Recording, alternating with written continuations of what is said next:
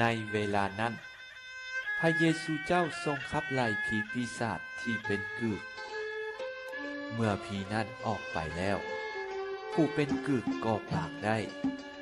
และฝูงชนก็มีความคิดสงบ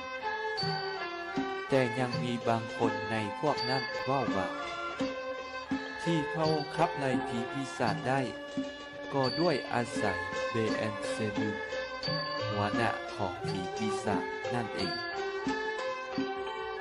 อีกพวกหนึ่งเพื่อทดลองพระองค์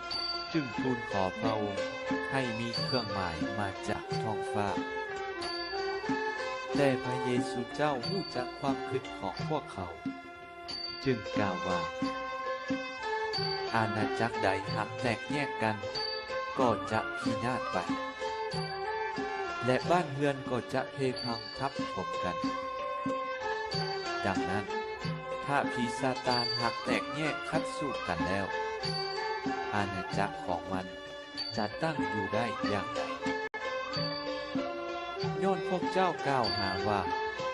เฮาไล่ผีปีศาจด้วยอาศัยเบแอนเซบูลถ้าว่าเฮาไล่ผีปีศาจด้วยอาศัยเบแอนเซบูลแท้แล้วบุตรหลานของพวกเจ้าเอง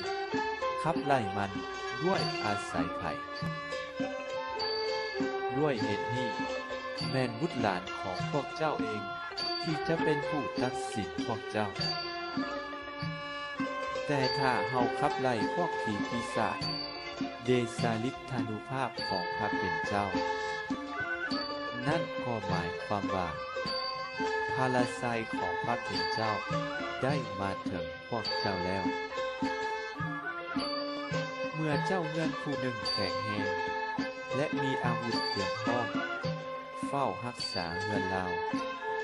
ทรัพย์สินของเราก็อยู่ในความปลอดภัยแต่ถ้ามีอีกผู้หนึ่งแข็งแรงกว่าเข้ามาตีและชนะเราได้เขาก็จะยึดเอาอาวุธผู้ชีวิตทั้งหมดและทรัพย์สินของเราไปแจกจ่ายกันผู้ใดบ่อยู่กับเฮา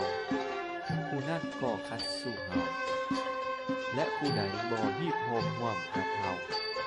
ผู้นั้นเป็นคนสะสาง